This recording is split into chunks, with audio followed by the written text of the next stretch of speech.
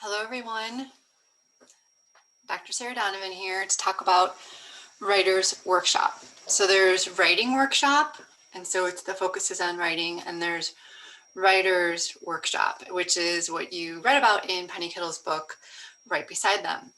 So today I want to give you a little bit more insight into how your class might look in the high school classroom when you're using Writing Workshop, or what I like to call Writer's Workshop to center the writer. So tonight's class, what I'm going to do is record this, and you're going to just pause the video so that you can do it interactively. Okay, so we're going to begin with a little gathering chat. Now, how do you do that?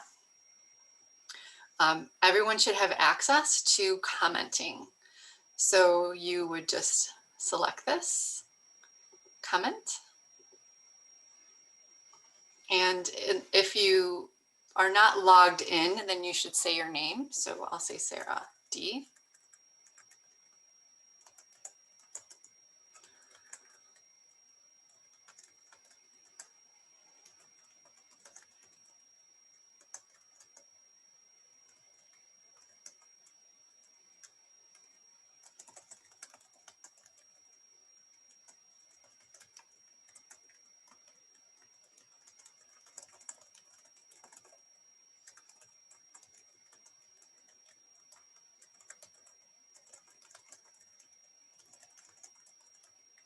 Okay, so I've answered that question. And so that's what you would do. You don't necessarily have to create a new comment, but you can just click on mine and then reply. And so everyone can do that. Okay, so you can open up the PowerPoint, the slideshow or PowerPoint, and just do that. Pause my video and then do that as we go. So, or you could, and if you prefer, you could answer what brings you joy, and that would be another one. Okay, I'm going to move on. So tonight we're going to talk about Introduction to Writer's Workshop. If we were in class, I'd ask you to put your video on and silence your cell phone, but you could have your notebook open, like on another tab. That would be something to do. Have some water, have a snack. I got my peanut butter. And then again, you can just take breaks as you need to. I also have here on February 20th, I'm leading a professional development workshop for OKCTE, which you can add to your resume. It's free, so you can just click on this link and you can sign up to come to my session next week. Okay, so there's two parts. First part, we're going to experience the Writer's Workshop, which we've already been doing. And the second part, you are going to, and then the second part, I'm going to take you through all the different parts to it. So we're going to write every day, which we've already started doing with our writing workshop. So one of the things when you're teaching high school is you want to just give your students a chance to do some free writing, some quick writing, low stakes writing a little bit every day. When you talk to each other about your writing or you share your notebook, you want to illuminate craft. And if you've watched any of my videos, you know I kind of talk about spacing or dialogue or structure, how it looks on the page, how it makes me feel. All of that is illuminating craft, like what real writers do and think about. It's not always having the right answer or correct writing, but just like how do we approach things and what's the impact of that? Also, to cultivate community, that's important about writing workshops. So we want to share our writing and give each other feedback on it, and also just celebrate. And then reflecting as assessment. So what do I notice? How's it going? Where should I go for more information? What should I keep working on? What should I set to the side? And all of that being reflective. Okay. So we're going to do a write into the day. So you can open up your notebook.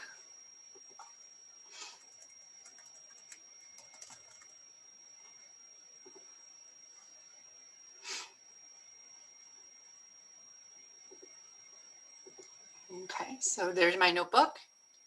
And then you can put in today's date.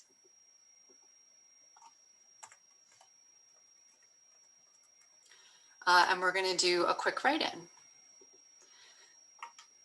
Okay. So as usual, I like to start with an image or something to get you going as an option. So for this, you can take a few minutes to study the picture. What do you notice? If we were in class, I'd ask you to kind of go into the chat. You can do that too. So what do you notice is going on in the picture? What makes you say so? So you could just kind of highlight this here. And I'll put Sarah. I notice what looks like boys walking home or to maybe school or church, because I see backpack, like, and all white shirts, tie, so maybe there's a uniform. But I also see that they're walking across this bridge. So you can just write a few things here and you can comment back to me. So you can pause the video and do that on your slideshow. Okay, so if you're interested, you can click on this link and you can find out, oh, I don't know if this is the right one. This is a National Geographic photograph that I found, and this is a living bridge. So these are all roots that created a bridge, which is kind of cool. Okay, and so now we're going to do some writing today. So, you know, some of this, some of these topics are actually from last time. So maybe I'll change these on the video or on the slideshow when you get it, so they'll look a little bit different for you. But what I'd like you to do is go into your notebook and do some writing, and maybe set your timer for about 10 minutes and maybe write a story about the picture or whatever else I add here for tonight. Okay, so you can pause and do that. And we would have an open mic tonight, but we do not. So we will resume that next week. And we have our listening for craft sheets that we're still working on, and also the celebration part. So if you think about the writers workshop and building community, this is one of the ways that we build community, and that we also focus on craft when we just do these listening and exchanges. Okay. So if you feel like you need to take a stretch break, you can do that. Here's a little, you can listen to this. It's kind of fun.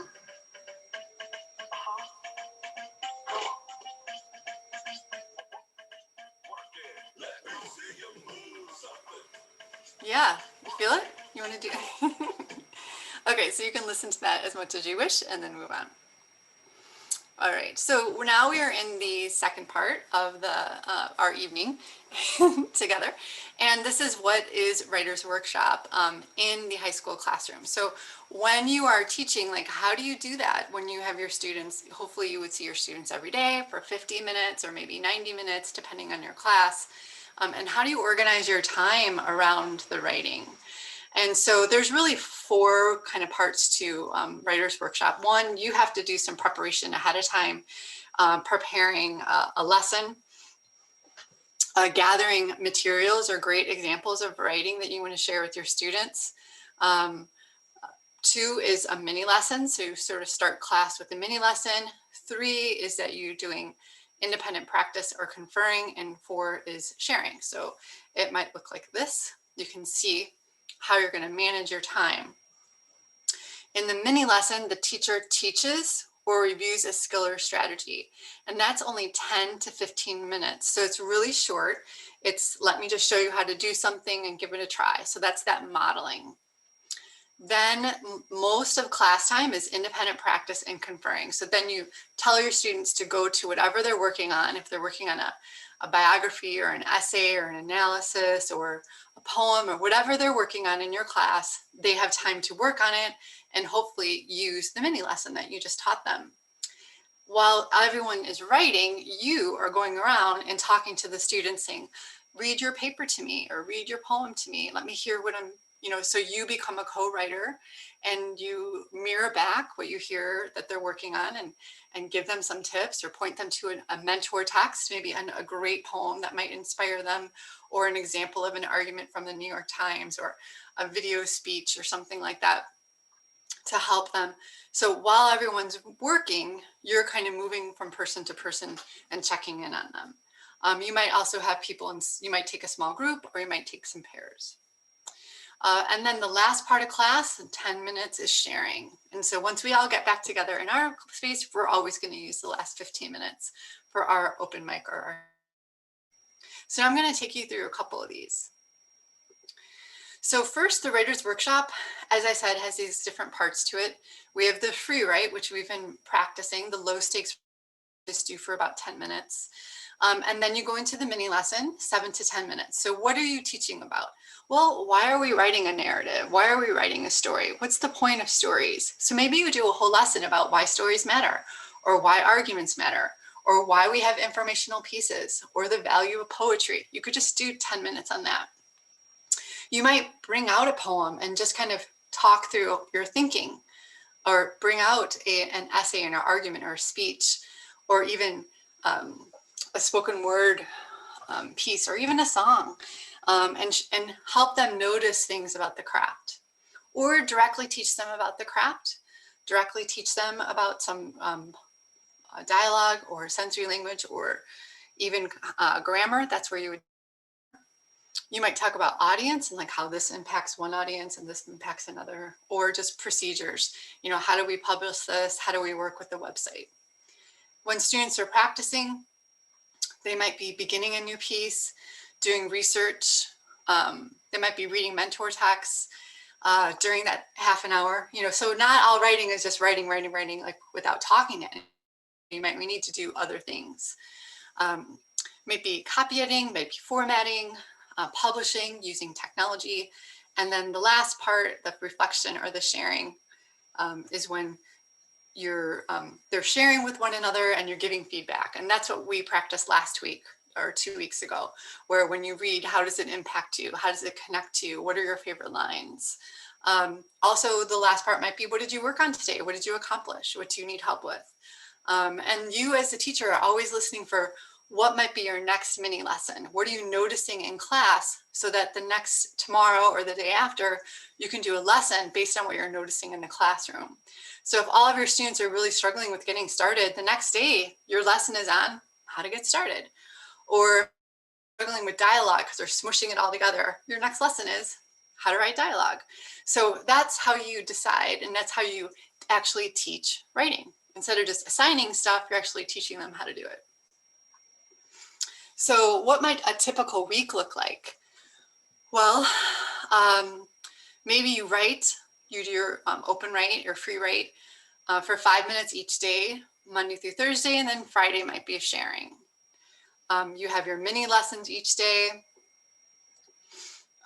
You have your writing and conferring. So this is how I might just plan my week like this, and then plot in the different lessons that I'm noticing. I might only start with 2 days, like maybe how to get started here and dialogue on the second day, and leave these open because I don't know what lessons the students might need until they're writing. So you can that's how I might plan out or get things started before I begin. Okay, so I talked briefly about the different mini lessons that you can offer when you're teaching in Writer's Workshop. It depends where you're at. If you're introducing a new genre, like you're going to have everyone write a how-to essay, or it's going to be informational, but you want your students to choose the text structure. So maybe I want to write how to make coffee, and maybe you want to write why coffee matters. Those are 2 different types of essays, and that's fine. So you're just saying, well, what do you want to write, and what kind of organization structure do you need? And then you might do a lesson on that. Or you might say, do you want to do it in the form of a letter, or do you want to do it in a graphic? That might have something to do with it too. So all the different choices that we make as a writer, those might be some of the things that you teach. Okay, so here is a mini lesson. And so at this point, I'd like you to pause the video. of me and go to the slideshow, watch this little mini lesson about how to do a mini lesson. And if you're in one of my classes before, you've maybe met this woman before. It's really a simple step. Introduce the skill, do some instruction, have some practice, and then closure. And it should never take more than 10 minutes because you want most of the time for the students to be writing. So go ahead and pause and watch the video. Okay, so now you're back and I'm gonna do like a little modeling, a little lesson for you on how this might look. So step one, introduce. So today we're gonna look at dialogue in narrative, because one of the things that we're gonna be writing next week, which I was sort of hoping we would start this week, is our biographical sketch. And in any sort of creative narrative piece, a lot of times like a great sort of craft lesson might be how to include dialogue to show people interacting and to show a scene instead of just telling. So today we're going to look at dialogue. Okay, so here, I want to back up. So let's look at what makes good dialogue. How do we think about dialogue? Okay, so what I would like you to do is we're going to click on this, 10 authors. Just make sure you can still see that. Okay, good. Okay, so these are 10 authors who use dialogue in the writing in interesting ways. So there's 1, 2, and let's just talk about Judy Blume. Okay, so I'm going to model my mini lesson. So we're looking at dialogue and we're looking at why people write dialogue. So when I'm looking at Judy Blume's dialogue, what I noticed before I even read it is that it's pretty short, like really short, quick. So there's going to be some good pacing. The second thing I noticed just by looking at it is there's not a lot of fancy language here. So I said, I asked. So there's not any kind of fancy tags in between the dialogue. So let's read it aloud and see how it sounds. Nancy spoke to me as if she were my mother. Margaret, dear, you can't possibly miss Laura Dinker, the big blonde with big you-know-whats. Oh, I noticed her right off, I said. She's very pretty. Pretty, Nancy snorted. You be smart and stay away from her. She's got a bad reputation. What do you mean? I asked. My brother said she goes behind the A&P with him and Moose. And, Janie added, she's been wearing a bra since 4th grade, and I bet she gets her period. Okay, so you can hear some innocence. You can hear some tone of voice in there. They are kind of sounding, you can see like one sounds more wise, one sounds more innocent. It's pretty quick. There's a little sassiness in it, and you can see a little bit about the dialogue. The second thing is important. Every time it changes speakers, there's a new paragraph, right? There's a new paragraph each time. And notice where the punctuation marks are. The comma goes before the quote, or the period goes inside the quote, right? You see that? Okay, so here's what I would like you to do.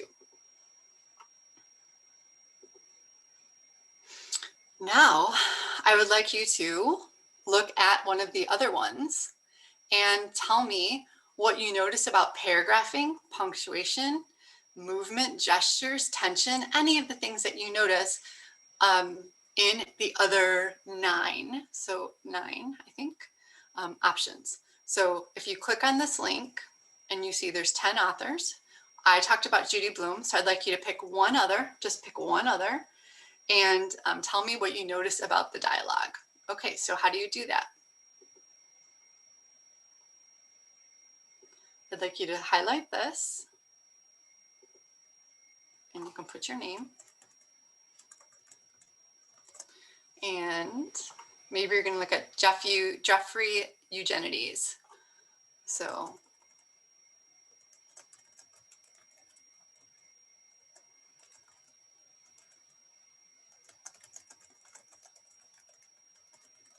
okay, there you get it.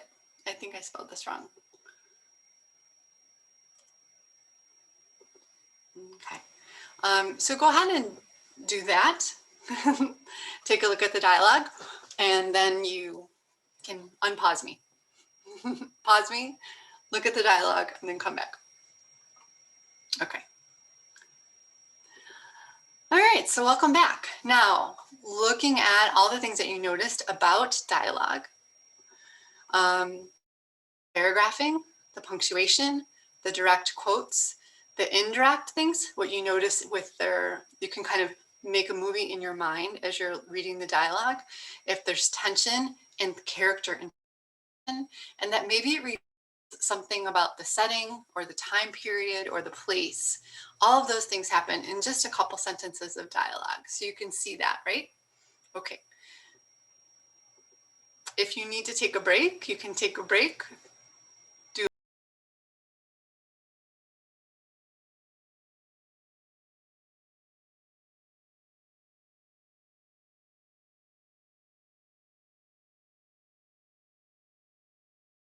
Enjoy the song, and then come back and join me for the next part of our conversation. Okay, welcome back. So this is about conferring. So if you remember,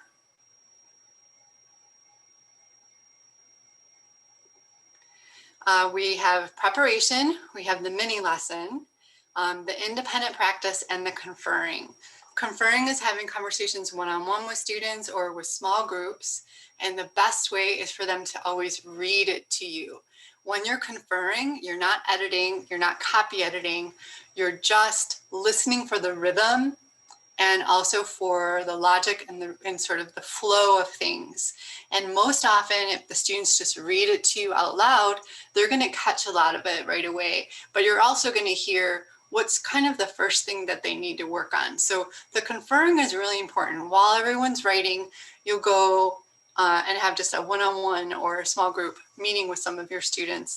And this is where you do the conferring. Okay. So conferring is a way of giving feedback without grading. It's not something you want to do at the end because they've already submitted their final copy. You want to do this conferring and giving feedback all along while they're practicing.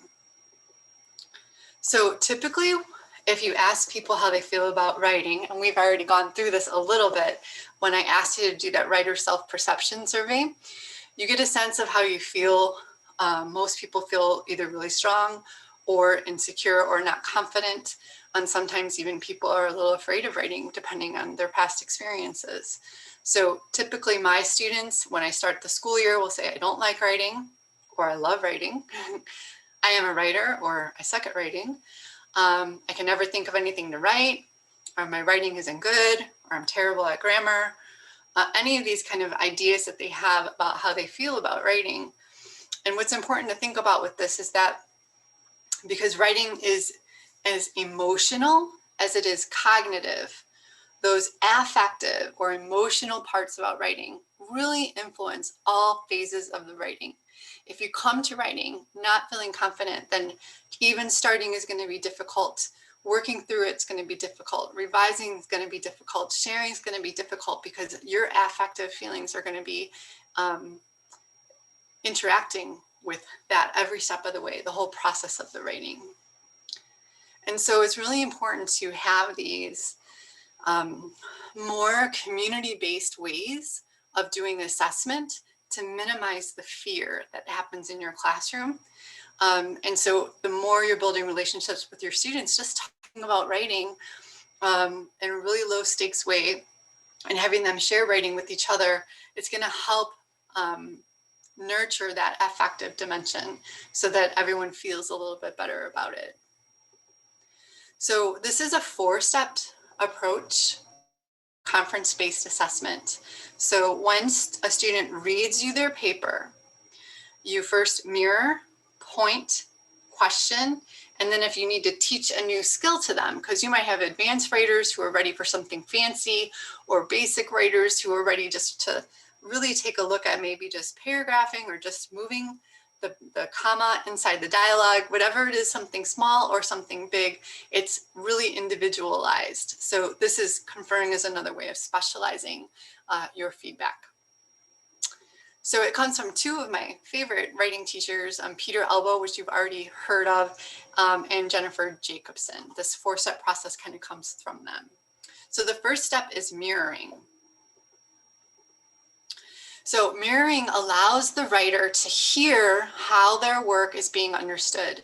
So many times students will expand upon reflection, they'll add events or details, and they'll guide the writer into new additions. So ask your writer to read you their piece, and then you mirror back what you've heard. That's step one. This is what I heard. No judgment at all, just really observational. So it might sound like, oh, you've written a frightening story about a girl in the woods. Melinda tries to find her way home, but obstacles get in her way. You're just mirroring back what you heard in the story. That's it. The second part is pointing. You want to point to something that you're noticing in the writing, which we practiced a couple weeks ago when we had our open mic and a couple people read, like Noah and Josie and Garen, they read their piece and we wrote what we heard. That's pointing, okay? So always point to the skill for how it makes meaning. Not I like it or that's cute or whatever, but how does it add to the message, right? So not correct grammar, because again, we're not looking at the paper, we're just listening for it, but you're thinking about effective, what's effective about it. And many of you have already started doing this in the evaluations that you've done on the young writer. In the comments, I can see you noticing this is what was effective or this is what they did well. Okay, so here's an example of pointing. You didn't just say it was windy. You said the leaves were swirling at your feet. These are details that make me feel as if I'm really inside your story, seeing the same things your character is seeing. So you're pointing to the language and then saying what the effect of that is. So when you point out the specific skills, the students' choices are validated and affirmed so that they're likely to continue that skill, right? So that's the whole mirror point, because you want students to do more of what's good and also focusing on what's good, because that will make you feel better. The third is question, but I'm going to change this to wonder. I like that better. So we're wondering, because we don't want to sound like we're questioning them in like a negative way, but wondering helps the writer develop a sense of audience. So you're listening to their story, you're the audience, or whoever their intended audience is, and you can say, if I'm the audience, I'm going to say, I'm still wondering about this. How did she get into the woods in the first place? Is that something you want to keep from me as a reader to create anticipation? Or is that just something you forgot to mention, right?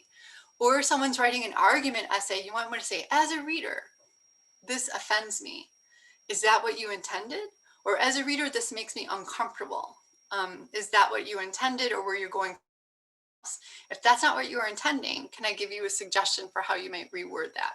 So that's the wondering, or I'm wondering if you started in a different way, or if you flip these two pieces, how might that impact the story? So those are some things you can ask your writer. So who is your audience for the piece? Why did you choose the structure? What are the takeaways you hope for the reader? What are the characters' past informs what's happening in the story? So these are a range of questions that you might ask. And then the last part is to teach one new skill or make a suggestion for how they might improve their piece or clarify something. And in teaching one new skill, you don't want it to be really broad, like fix all your fragments, or that sounds like a lot of run-ons. Like that's not very helpful. But you might say, oh, there's this part right here. And I think if you want to shift that into dialogue so you can show us instead of telling us. Or maybe I noticed this symbol in your piece. You're mentioning this blanket. Maybe the blanket could have a certain color, and the color of the blanket can add to the tone or the mood a little bit more. That might be another tip. You might have one sentence that they have that's pretty good, but you want to help them explode that sentence with more sensory detail. So any of those might be a way of teaching one new skill or making a suggestion. Okay, so we have mirror, point, question, which I'm going to change to wonder because I like that better.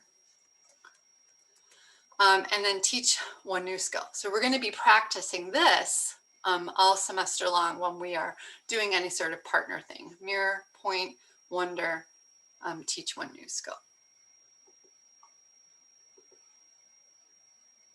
Okay. So let's go back one more time to the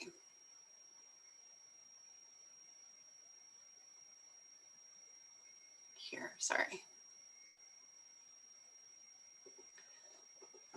So during the writer's workshop, you have the mini lesson, the independent practice, and conferring. So if I am meeting with students one-on-one or in small groups, and I have 30 students, that means I'm meeting with 1 or 2 students. And so there's 28 that are writing or on the computers or doing something over here. Now, that's a lot of people, especially if some of them aren't really feeling so great about writing, who might be, maybe they're researching, maybe they're drafting, but maybe they could partner and confer too, right? So maybe they could work together, and that would be a way of kind of duplicating you. So the best thing is if you can teach your students to do this conferring, then you have lots more people, and it also builds community, talking about their writing and helping each other with their writing. So the last part I'm going to talk about is conferring, peer conferring. Okay, and so I'm going to do, let's see, hopefully I can get my sound here. Okay, so peer conferring is almost identical. You do the mirror, point, wonder. They don't really do the teach new skill because you don't want them to have that kind of relationship unless, well, maybe they have some really good advice. So that's okay. If they got it, they can do it. So here's typically how I have done this in the past with my students in junior high and high school is the peer begins by asking questions. What's the form of the piece? Why did you choose this? What's going on? What do you need help with? And then the writer reads aloud. So again, we're not looking at the paper because we don't want to be distracted about grammar and punctuation because that's not what this is about. Always in the early stages of writing, almost all the way until the end, we're just thinking about ideas and we're not talking about correctness. So we're just reading aloud and listening for flow, listening for logic, listening for ideas. And then the peer is just going to listen for what the writer asked for. If the writer wants advice in the beginning, the middle, the end, or just in general, want to mirror back the experience. And then afterwards, the peer debriefs. Mirror, this is what I heard, point, this is what I like, question or wonder, this is what I'm wondering, and then here's some suggestions. So I want you to see it in action.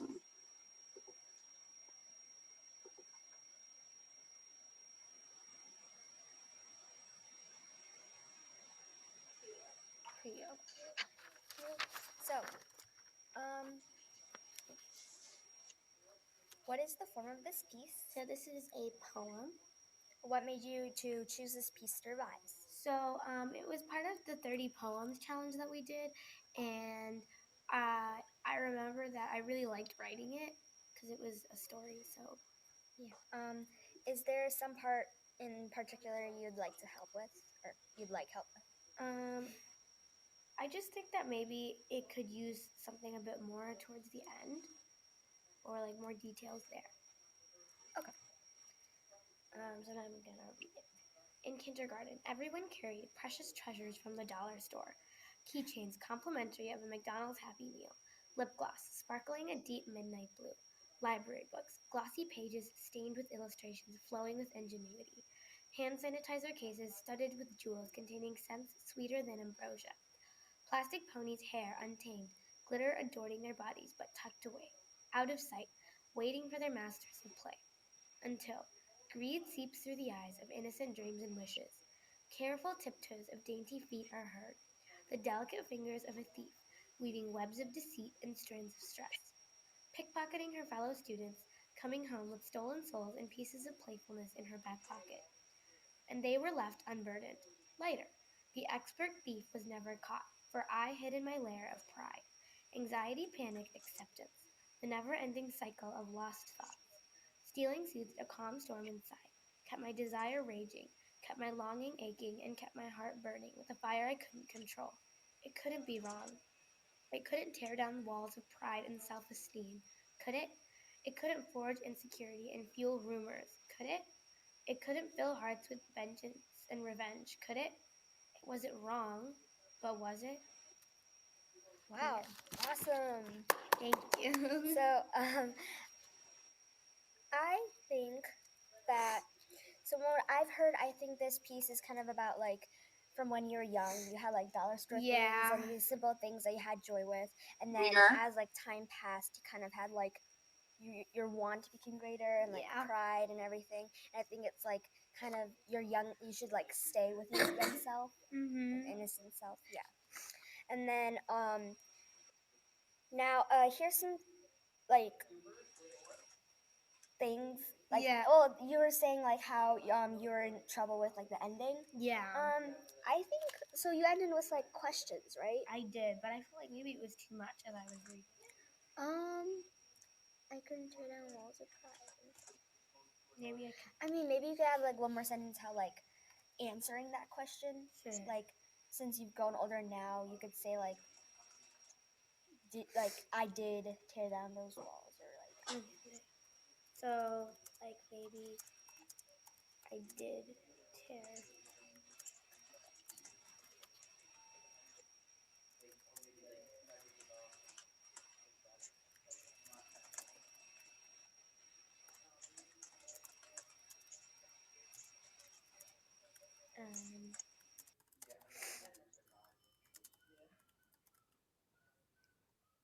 Yeah. Yeah. Okay. Sorry. So, I think that's good. All right. Kind of sums up thing. Okay. All right. Thank you. Thank you.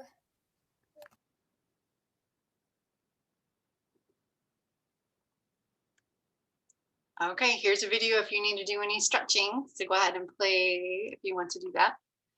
And then I'm just going to talk about grading and assessment. So we have a little bit, talk a little bit more about this later in the course, but assessment is all the things that you do to improve and to grow and to learn. And a grade is at the stopping point when something's finished. So even when you have like the students in the last video with Harini and Grace, there is no grading going on. And only until Harini says, I have tried these different skills, I've taken this risk, I'm ready to put it out into the world. At that point, if we're in a school that requires grades, at that point you could grade it because it's gone through all of the assessment and feedback. So just a quick kind of glimpse about the difference between assessment and grading. The purpose of assessment is to give feedback, and the purpose of grading is judging. So what we just did for the Young Writers Anthology, they had finished these, sent them into the world, and we judged them because it's part of a contest, and that context is very different than if they were our students and we're trying to help them improve. The focus of assessment is a process. It's cyclical. I give you feedback, you make some changes, and we keep going. Whereas the focus of evaluating and grading is a product. It's a finished product, it's full, right? The tone of assessment is observational, mirror, point, feed, notice, right? Mirror, point, wonder, that's all, the tone is all very observational. The tone of grading is judgmental, passing judgment, a specific product.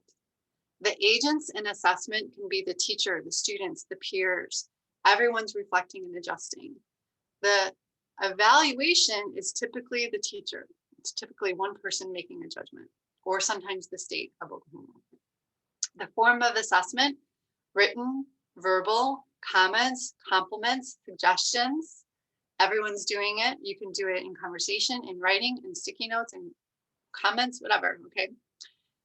For grading, it's usually points, letters. The scope of assessment is absolute. It's on that one personal individual. We're not comparing people. We're just giving that single person feedback. For evaluation, it's comparative. We're making distinctions about different people. So what we just did with the Young Writers Contest is if we have 50 poems, we're judging because we have to select 10. We're comparing for which ones are going to make it into the anthology. So One way of thinking about assessment and grading is for your students to do this several times. So if you have your notebook, or I have my notebook, and I have my, oops, I forgot to put this link in here, table of contents. I'm building my table of contents here, trying to learn about myself as a writer. So one way of saying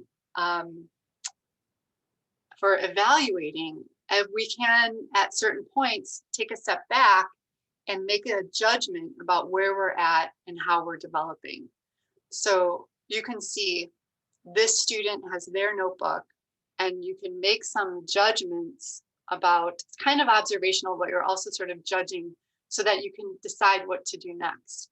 So just looking at this person's, I want you to pause me, and I'd like you to click on the comments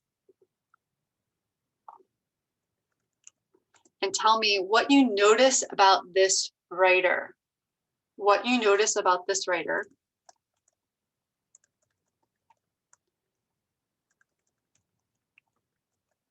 So that could be preferences, patterns, right? And what would you suggest to strengthen, stretch this writer for the next round? So if you were their teacher, how would you encourage them to continue and deepen what they already love, and then maybe try other things that might improve what they already love? So that kind of thing. So go ahead and pause me and make some observations about this writer. Okay, and then the last thing I'd like you to do, so this person, a couple different students, wrote a personal reflection, and this was a way of evaluating themselves about what they're noticing about themselves as a writer. So I'd like you to read these next couple slides and just kind of in the comment, what do you notice how they feel affectively and cognitively about themselves as writers? And what do you think is happening now in the writer's workshop? If you go back to the beginning,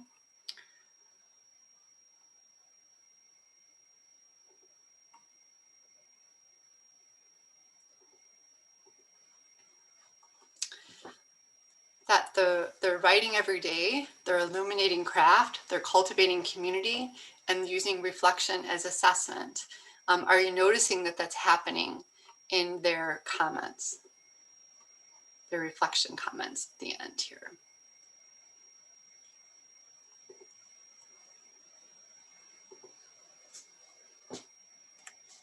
Okay. All right, and then the last bit is that you might have already seen this in our syllabus, is that we're using single point rubrics instead of the rubrics that have numbers on them, you know, like a 5, 4, 3, 2, instead of those kind of rubrics. This is the kind of rubric that also is more assessment based, working toward growth. So in the middle, you would have some criteria. On the left, what the student's doing well, and on the right, what they need to do in order to grow. This is another way of giving feedback. And so if you are interested, I'd love you to take some time and look at these portfolios. So if you look at portfolio 4, for example, you can click comment, and you can say,